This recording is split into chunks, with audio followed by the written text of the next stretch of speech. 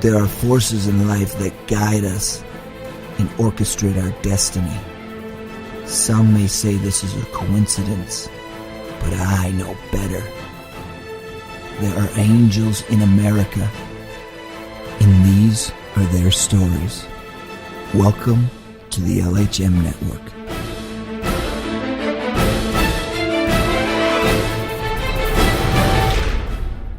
Hey everybody, welcome to the LHM Network. This is January 2018, and I'm Wade, and this is Deanna. Hello, everyone. How you doing, Dee? I'm good, Wade. How are you? Good. Did you get a speeding ticket today on the way to the show? No speeding ticket, but behind every slowpoke of a driver that was on the highway. Bunch of snails on the road today? Turtles. I remember one time you were leaving my house and you got a speeding ticket because you had to pee really bad. I did. And I didn't get out of it either. You know why you didn't get out of it? Because you weren't wearing the right attire.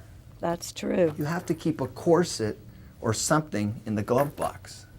Oh, so I need to change clothes into a corset. When you see the lights go on in the rearview mirror, that's what you got to do. That's like doing some fast changing there, Wade. You I was come in up with something. sweatpants, a t-shirt, and hair up in a bun. Yeah. Anyway, we're here, and we got a great show today. It's the veteran show today. We have the mother of a fallen hero that has done amazing things. She wrote a book about his life, and all the great things that have happened since then. Well, she's that type of lady that when you talk about meeting someone who has a lot of strength, Yeah. it's her. Oh, yeah. I mean, the deaths that she's had in her life. Including just last week. And just last week, yeah. And she always still keeps such a positive attitude. And it's inspirational when you meet someone like that, because sometimes when you think your problems are just overwhelming, You you talk to someone like her, and then you realize everything's in perspective. Exactly. Yeah. So she's got a great book that she co-wrote with somebody called The Heart of a Ranger, and it's available on Amazon. And in that book, she's going to talk about the whole Ben Kopp experience. Yeah. And it's amazing. So stick around on the LHM Network. We'll be right back.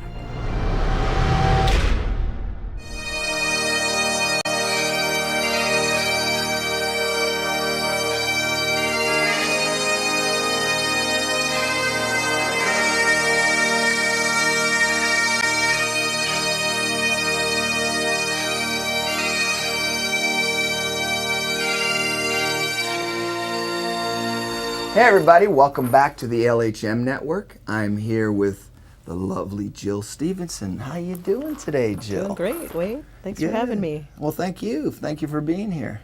You were busy, so you just got back from Minnesota again? Yes. Yeah? Yeah. And prior to that, I was on the road for about 6 weeks. Yeah. Well, last time I saw you was Arlington. Yes. We were there laying wreaths together. We were, yep. Yeah. That was part of that was the last leg of my tour. Yeah. Right. Was it freezing in Arlington? Actually it wasn't. It was pretty nice. Not as bad as Last the year year before. It was like rain and sleet. Yeah, freezing. Everybody was raining, and wearing very garbage cold. bags for raincoats. I know. Yes. That's what I'd say. You Yeah. were all the pictures you had posted from last year. Yeah, there was there was still how many? 80,000? 80,000 people more than ever before. That's right. The largest number of people. Yeah, it was complete chaos trying to get inside. But yeah, we're doing a whole show on Arlington and the laying of the wreaths coming up. And I was talking with the owner. His name? Morrill Worcester. Morrill. I know. I never Morrill. get his first name. Yep. He was telling me 1.6 million wreaths this year throughout the whole country. Throughout the country. And they also do some locations overseas. Yeah. Where our U.S. soldiers have fallen, and that includes Hawaii as well. Wow. I didn't even know that. Yeah, 1,200, I think, almost 1,200 cemeteries. That's amazing. I talked with his son about, how they put them all together with the different lengths of stems, and they put 14 of them together, and he was explaining how they make them. And I've got to make one myself. Did you? Because I've been to their headquarters in Maine. Wow. Yeah, it's pretty neat. Yeah, there's supposed to be a big gathering going on this year that we're invited up to Oh, nice. This country. summer? Yeah, a little festival Yeah. on their ranch or whatever. Yeah, so yeah. that's going to be fun. Oh, yeah. Are you going? I'm not. It's in June. It's real close to the time where I have something else going on, and That's right. Yeah, but it you is. never know. I would love to, because I haven't been to a concert yet at their amphitheater, and Yeah. it's such a beautiful setting up there. Yeah, it is beautiful. Yeah. So let's talk about your beautiful son and Yes. how amazing he was. Yeah. He was an Army Ranger, Yes. and I'll let you take it from there. Gosh. Take it from there. Ben was an Army Ranger, yes, and Yep. he is a beautiful boy. He was on his third tour of duty in Afghanistan. He had done 2 previous to Iraq, and he was called forward as a gun team leader because his team of snipers were pinned down by a team of Taliban snipers, Right, and they weren't getting any assistance to come forward and help them. So Ben came forward. He saved 6 of his fellow Rangers, but in that process took a bullet to the leg himself. Was it behind the knee or something like that? Yes, it was Okay, behind the knee. right. Yep, it was behind the knee. He survived his injuries long enough to make it back to Walter Reed, where Right. he was declared brain dead 8 days after being shot. Because of all the blood loss? It wasn't blood loss. It was a number of other things. Kind of Okay. a perfect storm really took place with his care, Yeah. and just the injury and the surgery and all those things that would happen after a catastrophic injury like that. But 8 days after being shot, though, at Walter Reed, he was declared brain dead, but that enabled him to become an organ donor. And this is the part that I love this story. Yeah. Because it's, not only did he fight for our country and lose his life, but it's what he did after his life Right. in a way, or what you helped do Yeah, in a way. yes. So tell us about that. Well, I have to go back into my family's history. 27 years prior to that, my 11-year-old brother was hit by a car and killed instantly, but he was revived by a highway patrol that happened to be just 2 cars behind the car that hit him. But he revived him, and 10 days later, he was also declared brain dead. That enabled him to be an organ donor as well. And this was 1982. And in Minnesota, they did not even begin keeping records of organ donation until 1986. Wow. And so they actually consider my family pioneers, if you will, in the Wow. organ donation world. And so it hasn't been around, forever. Right. 1982 was, a long time ago, 36 years ago now. Yeah. But so organ donation was a term that I grew up with. It was something in our household that we spoke of in remembrance of my brother. And then when I had my son Ben, a number of years later, and then in his growing up years, something that became familiar to him as well. Right. And so when fast forward, 27 years, and Ben is in the hospital and declared brain dead, one of the first questions the doctor asked me is if I would consider donating his organs. Right. And we had to find out if Ben had made note of that anywhere in his own records, because he was 21. And being 21, that meant that decision was up to him and not me, had he noted that somewhere. Right. And we were able to find documentation where he stated that he wished to become an organ donor. Yeah. And so I honored those wishes. And Boy, did you ever. yeah, yeah, yes. So this is the amazing part, okay? Some people, they donate their eyes, they donate a liver or something like that, maybe a couple of organs. Mm-hmm. How many organs did your son donate? Well, it was all of his major organs, bone, skin, and tissue. And the major organs would be the heart, both kidneys, liver, pancreas. And so he saved or enhanced the lives of 60 people. Wow, that's amazing. Yeah, it is. It's a big number. And And the title of this book is titled this way because his heart is still beating yes, in one of the donors. yes. Yeah, and the Or recipients. Recipients, Yeah, yeah, right. yeah. And a woman from she lives in suburban Chicago, and 8.5 years later, she's still very healthy and doing well with the heart of a ranger. And she was a 57-year-old woman who received the heart of a 21-year-old Army Ranger. So Yeah. we She's figure feeling fantastic. she's feeling pretty good. We She's gonna kind be of figure, living to 120 or that's something. exactly what I was just going to say. Yeah. Kind of figure she's got a good long road ahead of her yet with that Now, young, how healthy long, heart. isn't there like a waiting list for a heart for? recipient like wanting to? Yes, there's always a waiting list of people that are in need of an organ go on an official waiting list should they meet all the criteria. Right. So in order to receive a donation from a donor, an organ from a donor, Right. they need to be on that list. And how long was she on the list for? I'm not sure. I think that's a I good don't think it was question. a real long period of time. It's actually in the book. Is it? Oh, is it? It is in the okay. book. Yeah, I don't think it was a real long time. 3 months or so, Right. something like That's that. amazing. Yeah, it is. Yeah, we're going to, this is available on Amazon, right? Correct. Yep. Absolutely. And I encourage everybody, not just military people, but I encourage everybody to fill out a donor card Yes. because you never know. You don't. The best place to actually fill that out is online. If you go to donatelife.org, they actually have separate listings for each state, and Okay. that is actually the national registration, and that is the best place to do it. Okay, that's good to Secondary know. place is on your own driver's license in the city or the state that you live in. Wow, that's perfect. Well, we're going to come back up with you and a good friend of yours, Yes. John from Green Zone Hero. Yeah. We're going to talk a little bit more about what he's doing and more about what you're doing and the book. So stay tuned. We'll see you in a bit.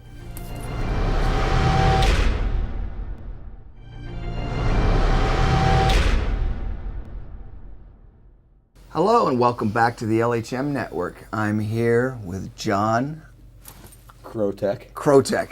I'm He glad didn't want to. I know he was going to do something with that name, but it's Well, all good. I don't want to screw it up, so boom. So how you doing? I'm doing great, Wade. Thanks for having me here. And Yeah. sitting next to Jill, I couldn't be in a better spot. Thanks. Fantastic, fantastic. So how do you know each other? Um, Long story. Go ahead. We Short just story. met at a nonprofit event. Oh, okay. 2 years ago in Florida. Right, and that's how So- we met. yeah, actually, yeah. and that's how we That's met. how we met. I Yes, met Wade, yeah. and you were doing the Heartstrings for Heroes. And Yeah. I was blown away by what you were doing, and that's how we met. And, Yeah. Jill, her story, you just heard it, and A phenomenal. smidgen of it. A smidgen. Yeah. Of it. Yeah, yeah. Tell us what you're doing now. This is amazing, and I'll lead up to it. So you have an organization that puts veteran-owned businesses together, but not just veteran-owned businesses. You have other businesses that connect with like-minded. Pretty much on the right track. We're Right. creating a global community of veteran-friendly businesses, and what we found, Wade, is that most companies in America, and even in some of our allied friends, Right. do something to help veterans. They just don't have a place to A tell. voice, a platform. So we're giving them that platform with Green Right. Zone Hero. Green Zone is a safe place in a combat zone. Yeah, absolutely. Relatively safe. Green Zone Hero is a safe businesses for veterans and active duty military and their families to patronize. Yeah. Our goal is to make these companies stronger. Yeah. What's the website so everybody knows? It's greenzonehero.com. Greenzonehero.com. And when you go on there now, can veteran-owned businesses, how do they, if they want to be on your network, how do they? They can go on the website. They can check out all the information that's there. Right, and they can sign up. They or- can sign up right online if you're veteran-owned or non-veteran-owned. We have a cyber medal system that awards them these medals for things that they do if they hire veterans or if they give to veteran initiatives. If they're veteran-owned or managed, if they have veteran special pricing, Right. they can, click the box and put a little medal on their page, Oh, okay. their listing page, and there's a lot of things we're doing on there. We have some partnerships with some really well-known vetted nonprofits. Okay. And we reward them for them recruiting companies for us, so we can okay. keep their initiatives going. Very Recently, cool. we started a podcast. We're interviewing combat veterans to tell their story, and our hope is to create. We're calling it audio medicine. Oh, yeah. Our hope is to create, an avenue for them to tell their story, so we don't forget. Right. Jill and I are going to be working on a podcast with their own story, the heart of a Ranger. Yeah. And then the end game, something that I know I want to get you with, is Task Force Zen, which is a global movement to help heal people that have been traumatized. Wow. Well, Dee does something really cool. She's got a machine that's biofeedback. And she doesn't do a lot of it anymore, but she used to. And it's basically, I don't let her touch me with it because I'm thinking it's going to zap my mojo out of me or something. But you put it on, and I guess you can tell everything that's wrong with your body, and it can help with PTSD. That's And- very cool. I need to talk to Dee. Yeah, yeah. Because we need to continue to spread the word about modalities that have proven science behind it that can actually, why most people don't get help is because they get labeled. Right. And so we're trying to create this platform where we don't label them. Yeah. There's 5 principles. Yeah, to it's the got to task be force. it's got to be fun and Got to you be know, fun, and and you don't have to be scared to go get help. You're not weak if you go get help. Yeah. My own story, of course, we're not here to talk about sexual assault, but my own story was that happened to me at 11 years old, and so for 40-something years, I never told anybody about it. Right. And it took a traumatic brain injury to bring it to the surface, and Yeah. then I started meeting all these great people like Jill and you, and it's all about getting help and Yeah. networking and doing something good for a change.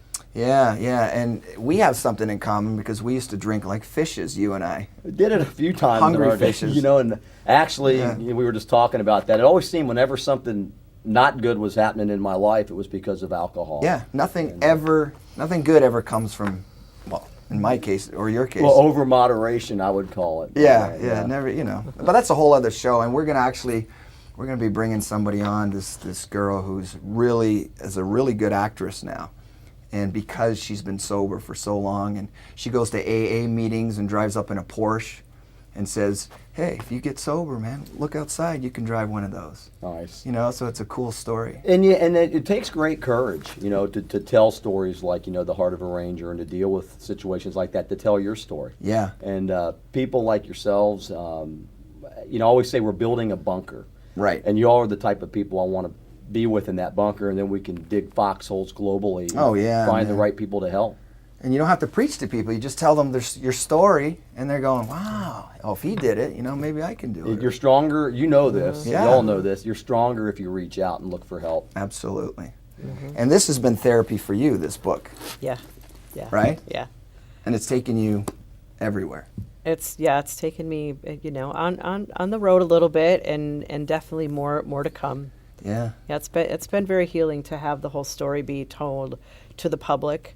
All of it wasn't. Most people that knew it were just real close to my family and friends and in the military community. So I'm excited to have it be told to America now. Yeah, absolutely. Just real quick, what's interesting with Jill, the last time we saw each other was at an event for Gold Star. And I introduced Jill as a Gold Star mother to an aide of a congressman. Okay. And he high-fived her.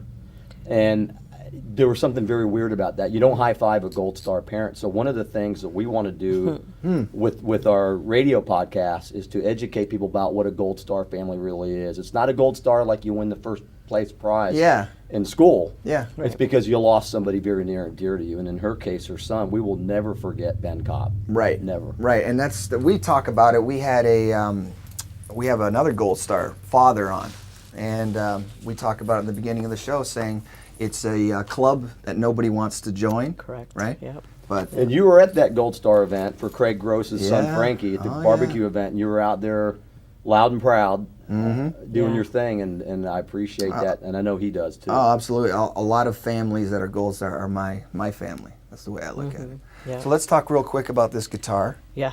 You want to hold it up? Sure. So Beautiful. we do a cruise every year. My foundation, the Heartstrings for Heroes cruise, and this year's going to be November 4th, 2018. But this was given to you last year, November 5th, Yes. and we like to ambush people, so Yeah. we snuck it out, and so it's It's beautiful. Look Yeah. at the artwork on that. Yeah. It's a Dean guitar, Yeah. which is high Lo- quality. oh my God, yeah, that's our sponsor, Dean. Amazing people.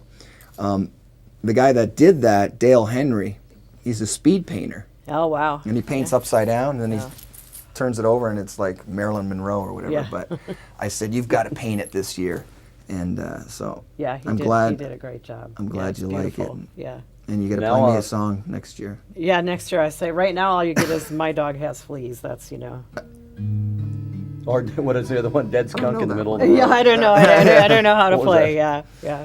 But yeah, okay, so I got I like to end it on a fun note. So I got a couple of questions here for you guys, okay? If you could take two things to a desert island, all right? And, okay, it's one or the other. A Bible or a briefcase full of $1 million? Bible. Got to be the Bible. Yeah. Bible. Good answer. If animals could talk, which one would be the rudest? Monkeys. They throw some stuff Yes, at you. they You know what I'm do, saying? Especially the gibbons. The Yeah. gibbons love that Yeah. kind of stuff. I don't know, warthogs. Who knows? Oh, warthog. I was thinking They like look rude, but, yeah, you know. yeah. I was thinking maybe a tiger or something. You know, would be like kind of. He'd be saying some crap. Yeah. But it's yeah. true. Any zoo you go to, you get to, next to the monkey cage, they're constantly throwing stuff at you. Yeah. Craziest fun fact you guys know. I'm stunned. I'm Craziest stunned. fun That always stumps everybody. Yeah. And I don't know the top of I my told- head. That's a good question. That's a good question. Yeah. It depends on what's fun. Yeah. Well, I'm going to tell you one. Okay. The Romans used to use urine to whiten their teeth. True story. Oh, wow. Isn't that crazy? Yeah. And they did have the whitest teeth in the whole kingdom. When the Romans were coming, Yeah. Don't the try it minute, at home, anybody. It Yeah. might not work out good the for minute they you. opened their mouth, Glad people we've just advanced. Yeah. And then That's funny, though. I didn't know. nobody believed the other fun fact that I had, that a kangaroo has 3 vaginas. That was on another show that we No way. did. Just look it up. And I How always does say, that, how Who does that knew? work? I always say the male kangaroo is the happy guy. No Yeah, wonder I'll those guys say are it. jumping around all the time. Yeah. That's right. Okay, last insane. question. 1 month left to live. What would you do, John? Oh gosh, I'd call all my friends and I'd have a reunion in Oklahoma City. And, Nice. Center part of the United States of America, and I would just have a blowout and Yeah. I would take to the woods and just immerse myself in God's beauty and just yeah, prepare just- just nature. Wow. there you have it, the yin and the yang. Yeah. She's going inward, I'm going outward. Yeah. Yeah. And Dee says she would just hit it like a rock star. She would just party till the cows come home. Wow. So everybody's got their thing. That's Yeah. pretty cool. Yeah. So Heart of a Ranger, everybody, available on Amazon. Pick it up. Thank you guys so much for being here. Thank you, Wade. Thanks for Thank having you. us, Wade. And thank you for all the work you do too, buddy. Absolutely. It's my pleasure. So thank you all for watching this week on the LHM Network, and don't forget to pick up a copy of Heart of a Ranger on Amazon. See you next time. You know what? I have to say that Jill is one of those type of women that you have to admire, because when she walked in here, she had lost 2 family members. Absolutely. And then she was talking about the interview with her brother and her son. So, Yeah. you know, that is Strength. strength right there. It really Great is. woman. Great family. Great woman. And just remember that if you have a chance, and we're going to put the website up to donate your organs, because you're going to help out a lot of people. And like she said, it goes on for generations. So make sure you pick up this book, Heart of a Ranger, on Amazon, and see you next time on the LHM Network. And don't forget, if you're not doing something good, Then you're part of the problem. see you next time.